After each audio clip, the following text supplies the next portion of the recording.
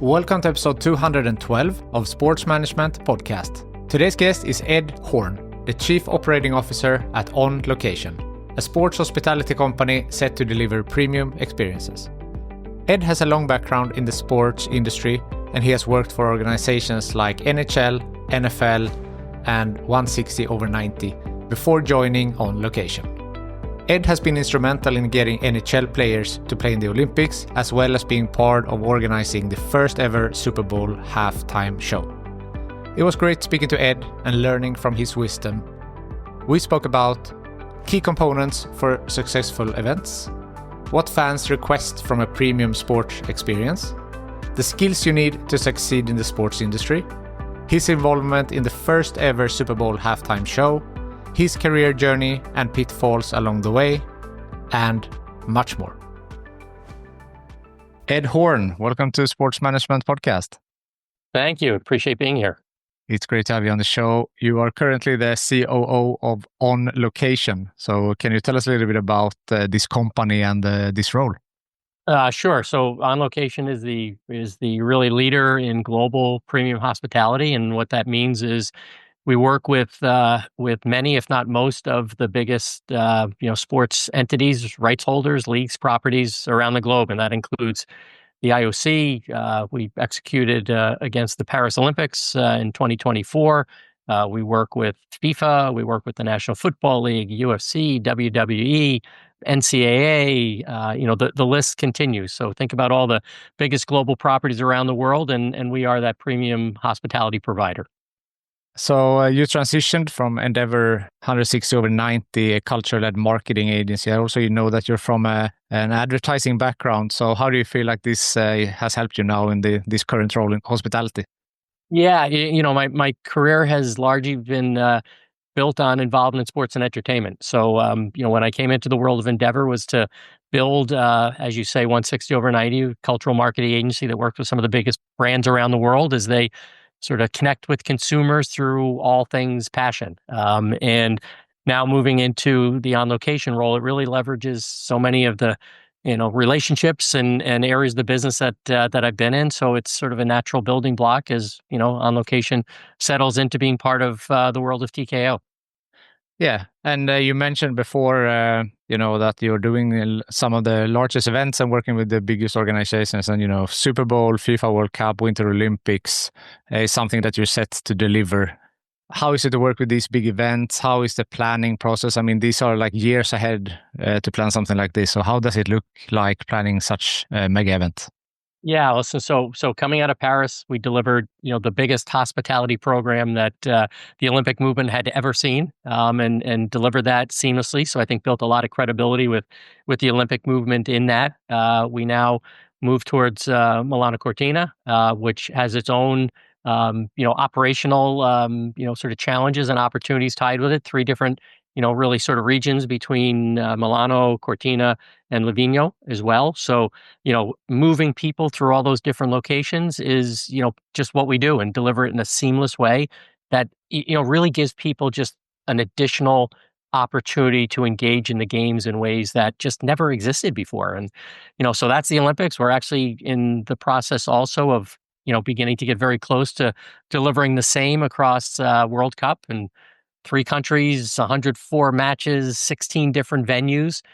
So the scale and scope at what we do is frankly remarkable, like nothing that's ever been done before, but doing it in a way that is very curated, very specific, giving people, frankly, at all sort of, ends of the spectrum, the opportunity to experience, these big global platforms, in ways that suit their needs and, their expectations. And you mentioned that there are multiple countries hosting. This is more and more common now, and you mentioned, of course, the World Cup coming up. So that's an additional element of difficulty for you and your team, right?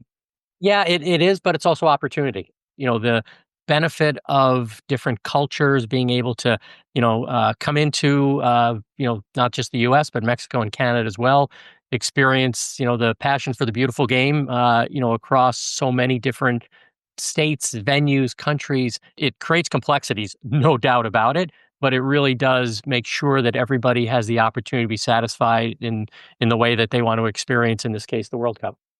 I mean, there's a lot of going into it. We mentioned that. So how do you balance like logistical execution, elevating the hospitality? There are also like immersive tech and everything that you need to go into such an event.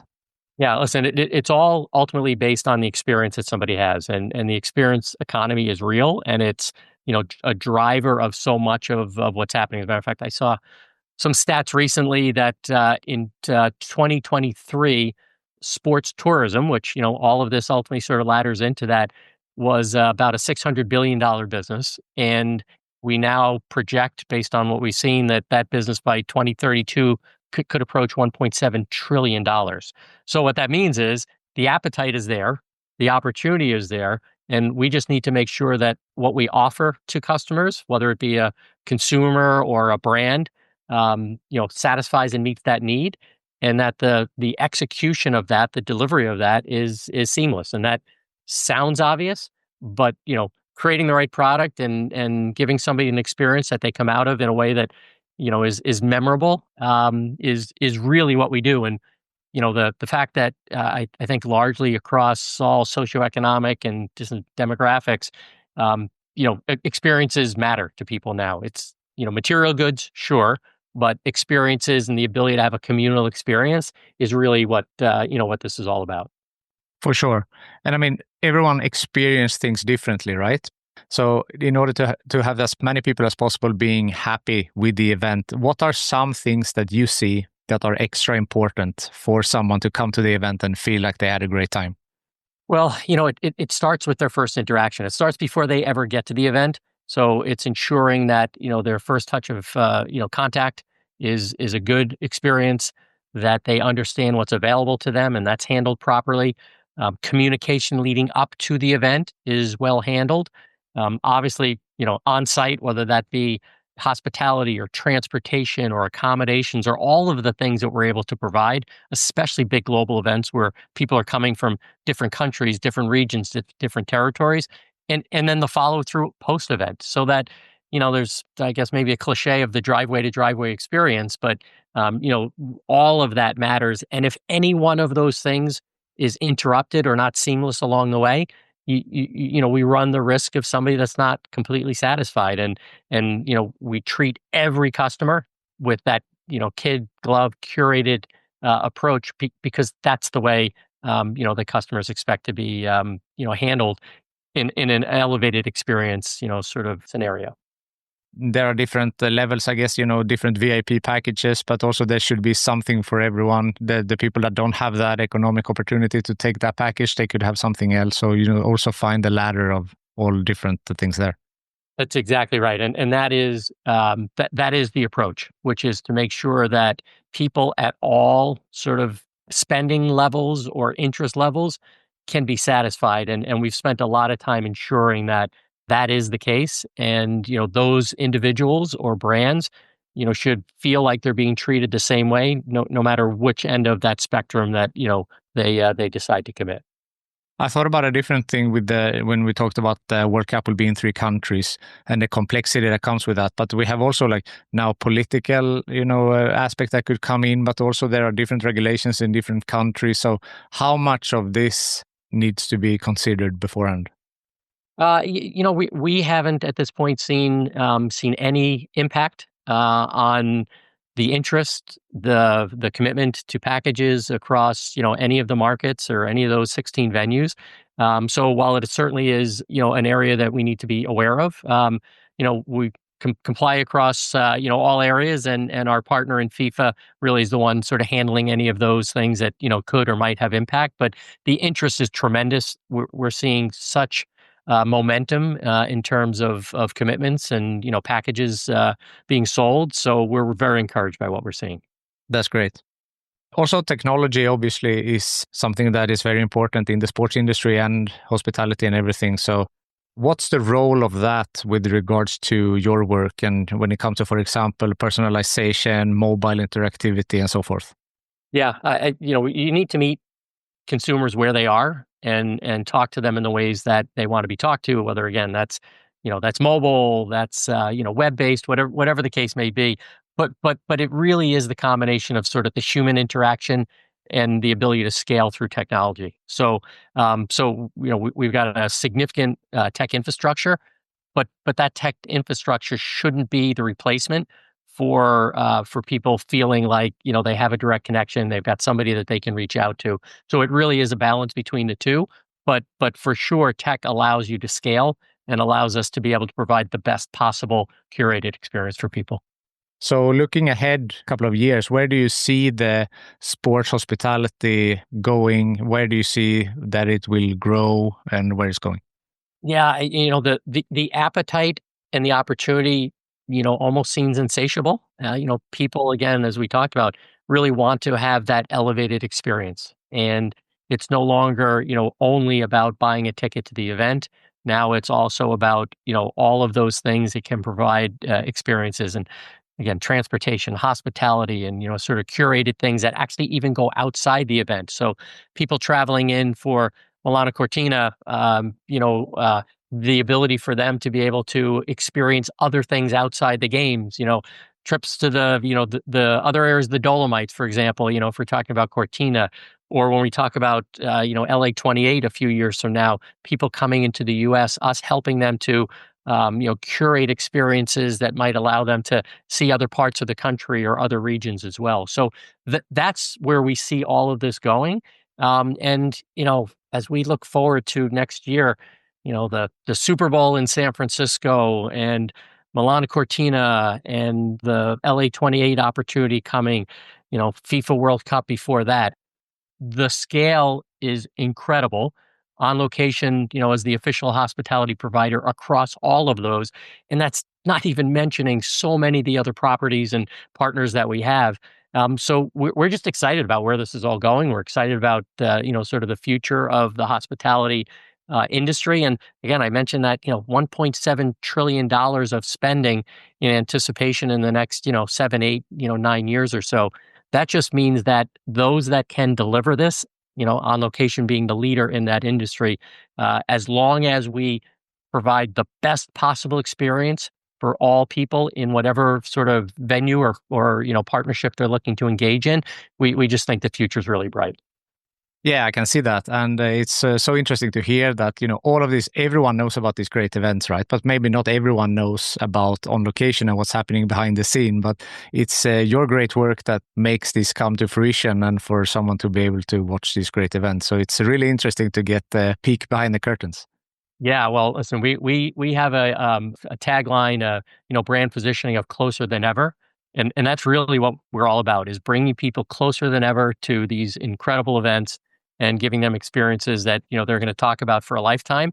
And when the On Location brand is part of that discussion, as the one being able to deliver these, then that's where it all really further comes together.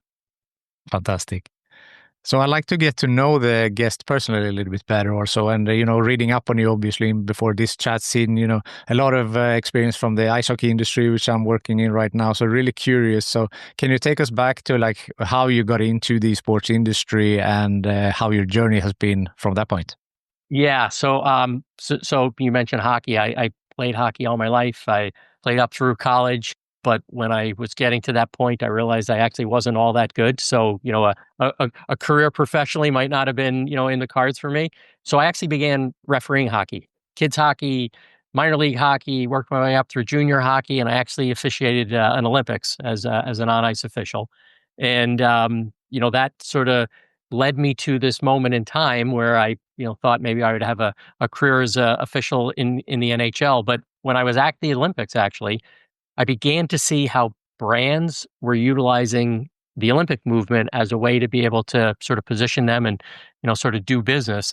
And it was my first exposure to the fact that, sports marketing, early days of sports marketing, but sports marketing was an opportunity. So that led me to working in the advertising industry. I then worked at the National Football League. And then when Gary Bettman became commissioner at the NHL at that time, I was part of, sort of the early team that he had assembled to, sort of bring the NHL and hockey to some new levels. So, that was sort of the impetus for my career. And, I've now been in the world of Endeavor and TKO for the last 14, 15 years or so, which brings me to On Location. Wow. And some 2 years at the NFL also, if I was correct. I was at the NFL early in my career, and then left the NFL to again join the National Hockey League, and to sort of help that that league continue to grow.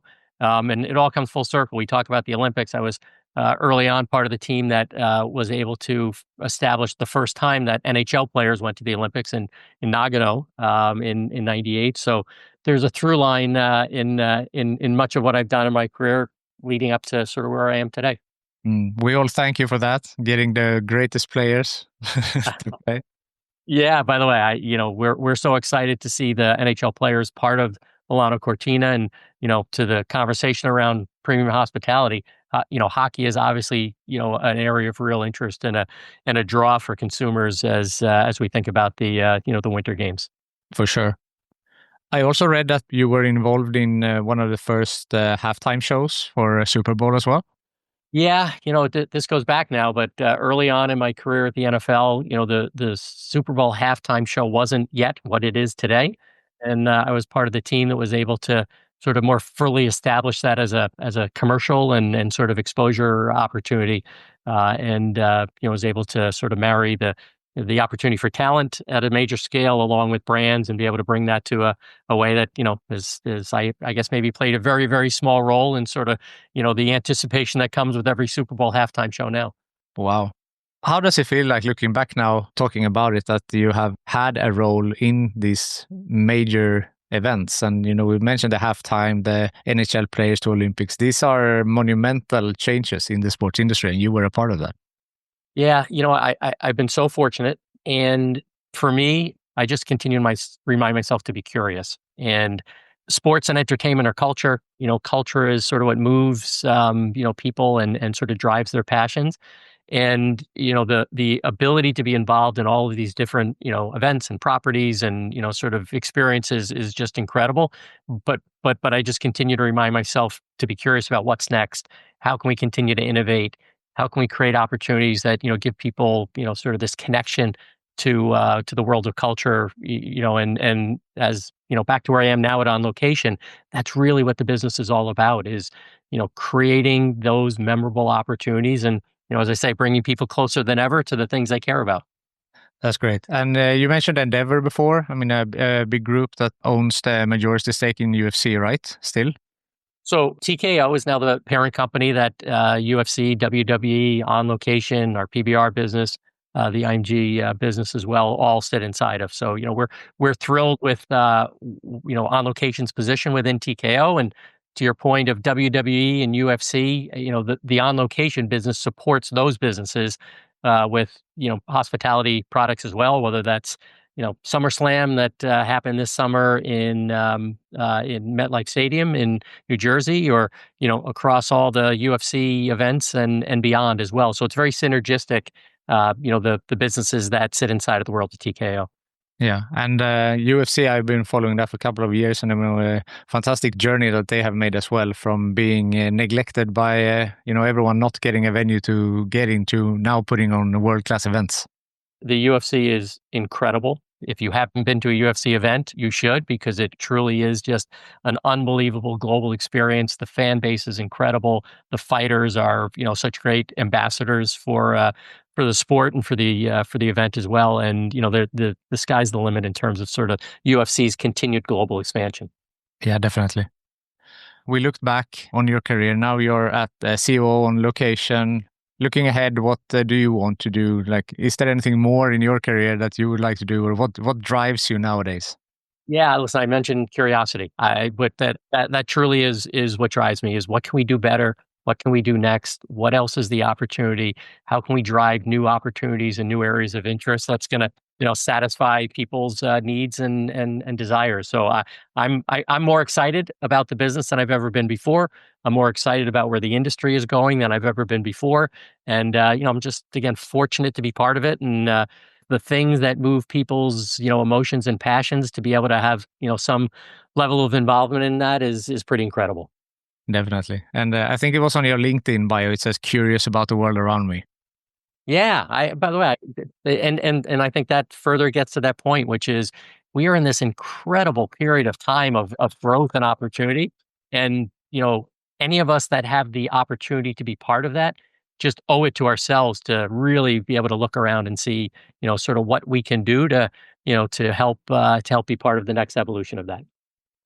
So there are a lot of people listening, some of them young, early in their career. From someone who has such experience as yourself, what would be some advice that you have for a person who wants to pursue a career in sports? Yeah, listen, what the one I would say is bring a work ethic. It shouldn't be a differentiator, but I really do believe that it is. And I can tell you in my career, I've always tried to make up for a lack of knowledge and smarts sometimes with just a work ethic. Showing up early and staying late. We're in the sports and entertainment industry, so there's a lot of sports metaphors that sort of apply here. And I would just tell people just work hard, show up, make yourself invaluable. And then also, like, trust yourself, trust your instincts, and combine those two things of instincts, smarts, and work ethic. And but I always believe there's good opportunities for those that are going to be able to deliver on those attributes. For sure. Has there been any bumps on the road in your career? And if so, how did you overcome them? Yeah, of course. There always are. This is never a straight line. I've had, plenty of those days where you sort of stare at the ceiling at night and, sort of what could you have done differently? But I believe sort of going back to those points of, every day you're going to get up and work harder than the day before, and, going to have a level of confidence in who you are, what you are. And, I think the other thing too is never be afraid to ask questions, because I've learned so much from others around the industry simply by sort of, looking to get guidance from those that have come before and those that might have other ideas. So I believe that the way to overcome adversity is to face it head on, be honest with yourself on what you've done good and what you could do better, and then look to surround yourself with people that you want to be rowing the boat with together and can help each other. That's great. I'd like to end on a networking question. So who from your network do you think would be a good guest on this show? Interesting. By the way, there's so many people, but as I sort of think about some of the questions you've asked me, my friend Spencer Gordon, who runs the sponsorship and media and event business for AB InBev, located in the U.S., is just a terrific executive, oversees an enormous portfolio of involvement activity, and he'd be a great guest. By the way, there's lots of others, I'm sure, but he just comes to mind. That's a perfect suggestion. Ed, thank you so much for taking the time and for the last time changes here. You're a class act and really interesting. So thank you so much for taking the time to be on Sports Management Podcast. Absolutely. Great to spend time with you, Marcus. Thank you for listening to the Sports Management Podcast. Please hit the follow or subscribe button on your podcast app so you don't miss out on any upcoming episodes. If you want to get in contact with me, send an email to sportsmpodcast@gmail.com, connect with me on LinkedIn, or follow the podcast on Instagram, X, and Facebook @SportsM Podcast.